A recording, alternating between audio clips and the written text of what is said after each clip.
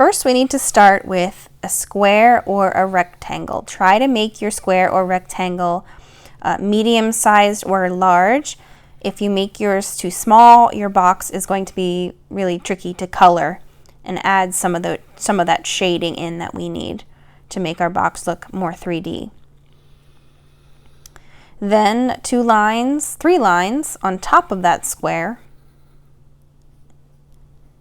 and then connect at the corners. So you already see it's starting to turn into a 3-dimensional box.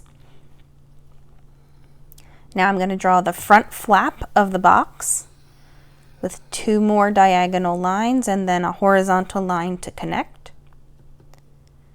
And then the side flaps. Go back to that corner and draw a diagonal line, 1 on each side. And then the top corner, your diagonal line is going to be shorter. Connect them. And there you have your side flaps. Now that front flap, those 2 lines, we have to erase those because we aren't really going to be able to see those in reality. So erase those lines because box flaps are not invisible or see-through. And then just go back in and add the lines that you may have accidentally erased. There we go. Great. All right, trace with a Sharpie.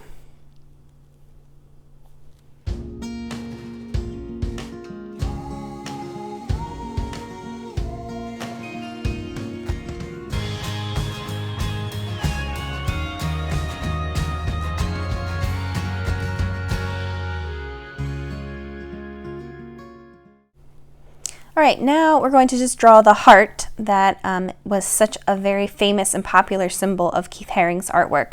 So just go ahead and draw a heart and draw it above the box so that it makes it look like it's popping out of the box. Draw those lines around the heart. That was another characteristic of Keith Haring's artwork.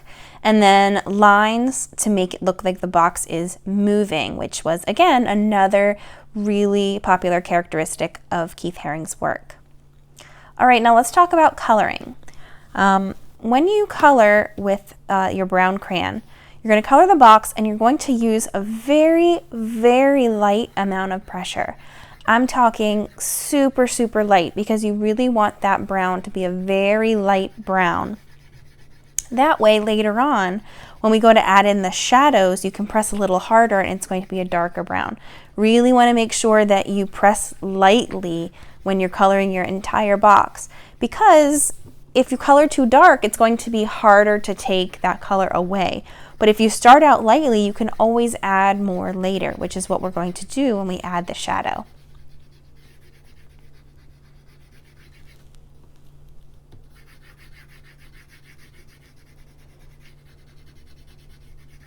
Every part of the box, I'm just coloring very lightly.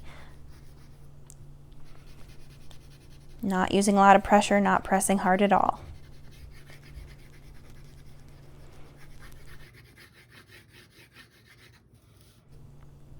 Okay, so now what we're going to do is start adding in the shadows.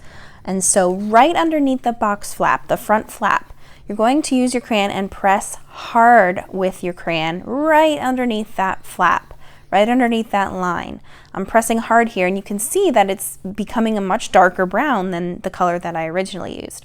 Okay, so above the flap, same kind of idea. Right above that flap, just color dark, press hard, and color in a line right on top of that flap. So pressing hard to make it darker brown. And then as you gradually bring the color down, you're going to press less and less.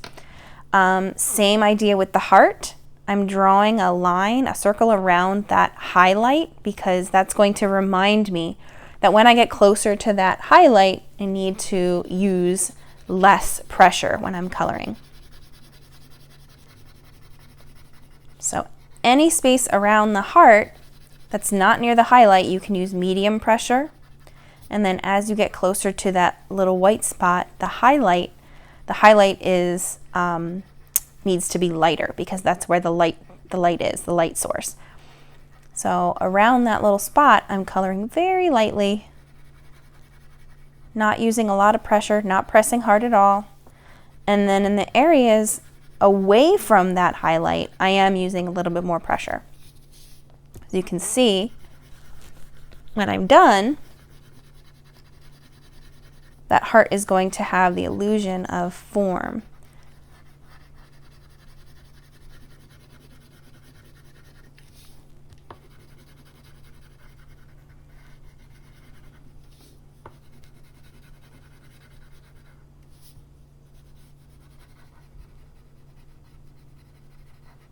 Just going back in and cleaning up some of those coloring areas. And oh, I went outside the line. So here I'm going to just clean that up with my Sharpie, just darken some of that, some outline, add a little bit more outline to cover that up. No big deal.